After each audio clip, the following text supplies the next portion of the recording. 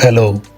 അവൾ ആ തെരുവിലൂടെ നടന്നു പോകുമ്പോൾ ആ തെരുവിൽ കൂട്ടം കൂടിയിരുന്ന് ആളുകൾ പറയുന്നത് അവൾ കേൾക്കുന്നുണ്ടായിരുന്നു. എത്രയോ നാളുകളായി ഇവൾ ഇതുവഴി പോകുന്നു.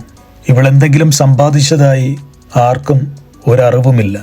എന്തെങ്കിലും അവൾ നേടിയതായിട്ടും അറിവില്ല. ആ വാക്കുകൾ കേട്ട് ഒരു വശം ചേർന്ന് അവൾ ആ റോഡിലൂടെ നടന്നു നീങ്ങി. കുറച്ചു ദൂരം ചെന്നപ്പോൾ ഹോട്ടലിന് പുറത്ത് ഒരാഹാരത്തിന് വേണ്ടി കാത്തിരിക്കുന്ന ഒരു മനുഷ്യനെ അവൾ കണ്ടു. അയാൾക്ക് അവൾ ഒരു കോഫി വാങ്ങിക്കൊടുത്തു. പിന്നീട് ജോലിക്ക് പോകുന്ന വഴിയിൽ അവൾ അവളുടെ കുറേ പുസ്തകങ്ങൾ കയ്യിലെടുത്തു.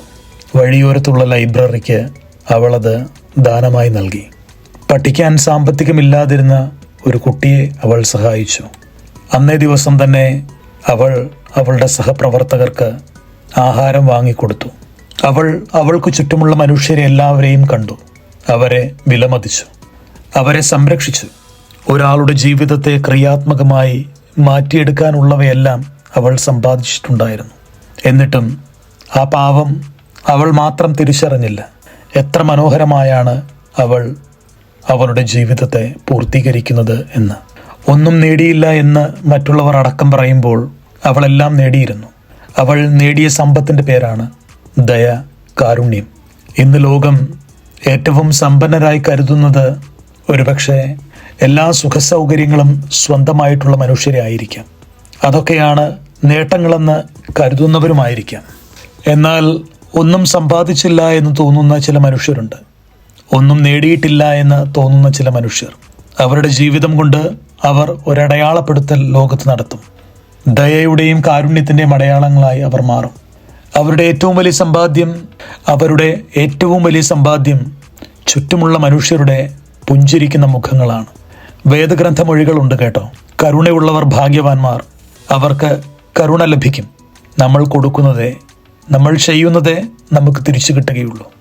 മറ്റുള്ളവർ നമ്മളോട് എന്ത് ചെയ്യണമെന്ന് നമ്മൾ ആഗ്രഹിക്കുന്നുവോ അത് നമ്മൾ മറ്റുള്ളവർക്ക് ചെയ്യണമെന്നാണ് വേദമൊഴികൾ. സുവർണ നിയമം എന്ന് വിളിക്കപ്പെടുന്ന വേദമൊഴികൾ. തെളിഞ്ഞ ജലാശയത്തിന് മുകളിലൂടെ പറന്നു പോകുന്ന ചില പക്ഷികളുണ്ട്. അവർ ഒരിക്കലും ജലാശയത്തെ തൊടുകയില്ല.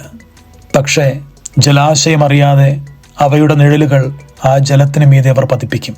അങ്ങനെ പുഴയെ തൊടാതെ പുഴയ്ക്ക് അവർ ഒരു സൗന്ദര്യം ചാർത്തി കൊടുക്കും. ചില മനുഷ്യരൊക്കെ അങ്ങനെയാണ്. അവകാശവാദങ്ങളൊന്നും ഉണ്ടാകില്ല. അവരുടെ ചെറിയ പ്രവൃത്തികൾ കൊണ്ട്, അവരുടെ മനുഷ്യത്വമാർന്ന പ്രവൃത്തികൾ കൊണ്ട് അവർ ലോകത്തെ സുന്ദരമാക്കിക്കൊണ്ടിരിക്കും. മറ്റു മനുഷ്യരുടെ കണ്ണുകളിൽ അവർ ഒന്നും നേടിയവരായിരിക്കില്ല. അവർക്ക് സമ്പാദ്യമോ വലിയ ഡിഗ്രികളോ സ്വന്തമായിട്ടുണ്ടാകില്ല. വലിയ മണിമാളികകളും അവർക്കുണ്ടാകണമെന്നില്ല. പക്ഷേ അവർ മനുഷ്യരുടെ ഹൃദയത്തിൽ കൂടുകൂട്ടും. അവരെ അറിയുന്നവർ അവരെ തിരിച്ചറിയും.